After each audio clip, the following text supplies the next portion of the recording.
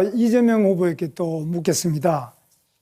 저는 경기도지사를 할 때 청렴영생 부패 즉사, 제가 이 말을 만들어서 공무원들 청렴도를 끌어올리기 위해서 노력을 해서 16등 하던 경기도가 제 마지막 3년 동안은 계속 1등을 했습니다. 그런데 이재명 후보는 지금 그동안에 좋은 2등급의 경기도가 3등급으로 청렴도가 떨어졌을 뿐만 아니라 지금 현재도 재판을 5개나 받고 있습니다. 전부 경기도지사 재임 때 또는 성남시장 때입니다. 그런데 또 법인카드 부분을 보면 이건 정말 좀 상당히 일반인들이 분노할 수밖에 없습니다.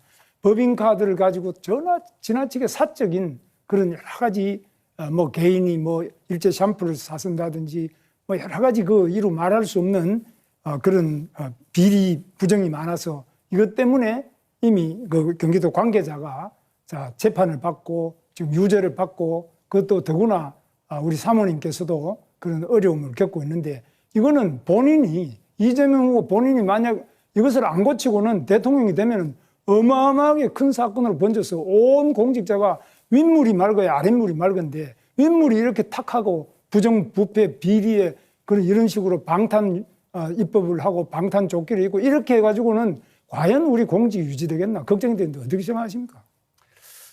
김문수 후보가 소속된 그 정권이 아무런 증거도 없이 언론 플레이해가면서 마구 무작위 조작 기소를 한 결과다 이 말씀을 드리고 그 증거가 있으면 구체적 증거를 한번 내보십시오. 저는 그렇게 쓴 일이 없어요. 재판에 여기 다 나와가지고 저도 자료를 다 가져왔습니다. 그럼 왜 재판을 받습니까? 왜 유죄가 나옵니까? 유죄 어디 나왔습니까? 유죄가 여기 지금 법인카드 해가지고 전부 다 여기 제가 유죄가 나왔습니까? 아니 지금 우리 사모님도 지금 그렇고. 네, 김문수 후보 발언 시간 초과돼서 마이크가 자동으로 음소거 됐습니다. 자, 이재명 후보 7초 남았는데 마저 답변하시겠습니까? 네. 자, 그럼 이준석 후보에게 발언 기회 넘기겠습니다. 예, 오늘 저희가 사회 갈등을 극복하는 방법에 대해서 이야기하고 있는데요. 사실 최근에 대한민국에 여러 가지 갈등 상황들 중에 우려를 살 만한 지점들이 있었습니다. 몇 년 전에 전장현 관련해서 지하철 시위라는 과정에서 정말 4호선을 타는 100만 명이 넘는 그런 시민들의 발을 묶어가지고 자신들의 뜻을 관철하는 것이 옳은가 아니냐에 대해서 많은 시민들이 갑론을 박했습니다. 그리고 최근에는 동덕여대에서 공학전환 논의가 있을지도 모른다는 얘기 때문에 그 구성원들 중에 일부가 자신의 학교를 기물을 파손하고 그리고 락카치를 해가지고 학교를 거의 쓰지 못할 지경으로 만들어 놓은 사태가 있었습니다. 그런데 한 가지 여기서 주목할 점은 민주당이 매번 등장해서 여기서 그런 행위를 한 분들에 대해 가지고 적극적인 옹호를 해왔다는 겁니다. 어제 한 기사가 보도됐는데요. 민주당 교육위 소속 의원 3분과 보좌진 1분이 이준석이 왜 거기에 오겠느냐, 이준석이 동덕여대 왜 방문하게 허용해줬느냐 라면서 동덕여대를 다그치고 그래서 동덕여대 측에서 결국엔 압박을 이기지 못하고 학생들에게 대한 손해배상이라든지 형사고발 조치라든지 이런 것을 풀어준 이런 사례가 있습니다. 그러면서 학교에 대한 종합감사를 하겠다 등 여러 가지 압박을 한 것으로 이렇게 보여지는데요. 저는 사실 전장현이나 아니면 이런 동덕여대 폭력 사태 이런 것들에 대해 가지고는 사회 질서를 유지하기 위한 최소한의 원칙을 우리가 가져가야 된다 보는데 민주당이 자신들과 뜻이 비슷하면은 이런 식으로 개입해가지고 정치적 권력으로 책임을 면해주는 이런 상황. 여기서 법 질서가 바로 서겠느냐 그리고 이런 일들이 재발되지 않겠느냐라는 우려를 하게 하는데요. 이재명 후보님 어떻게 생각하십니까? 나중에 주도권 토론에 답변하도록 할게요. 지금 답하기는 시간이 없습니다. 네, 그럼 권영국 후보께 제가 똑같은 질문을 발언 기회 그러면은 드리겠습니다. 권영국 후보님께 좀 드리고 싶습니다.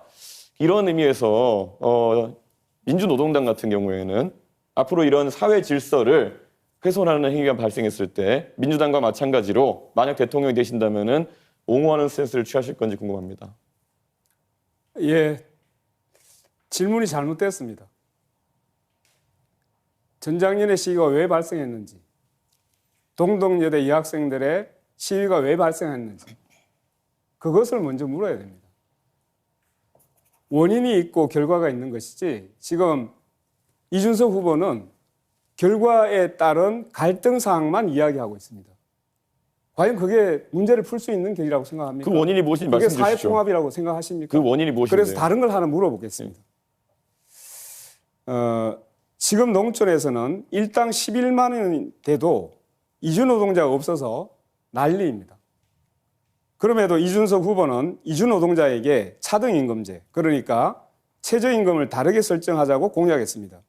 이것이 과연 농촌 현실에 맞는 정책입니까? 우리 근로기준법 제6조는 국적에 따른 차별을 금지하고 있습니다.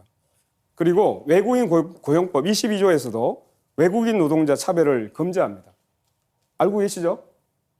1998년 비준한 고용 및 직업상의 차별에 관한 ILO 협약에서도 출신국에 따른 차별을 엄격히 금지하고 있습니다. 지금 공약은 명백한 법 위반일 뿐만 아니라 국제협약 위반입니다. 어떻게 이런 공약을 낼 수 있습니까? 저는 공약 철회해야 된다고 생각하는데 철회해야 된다고 생각합니다. 어떻게 생각하십니까? 답을 드리겠습니다. 자, 결국에는 ILO 컨벤션 111조, ILO 협약 111조를 얘기하시는 것 같은데요. 네. 캐나다 같은 경우에도 1964년도에 이것을 비준한 뒤에 TFWP 프로그램 등을 통해 가지고 외국 노동자에 대해서는 규정을 완화한 사례가 있고요. 그리고 지금 법 얘기하셨는데요. 당연히 법 개정을 상정해서 말씀드리는 거고요.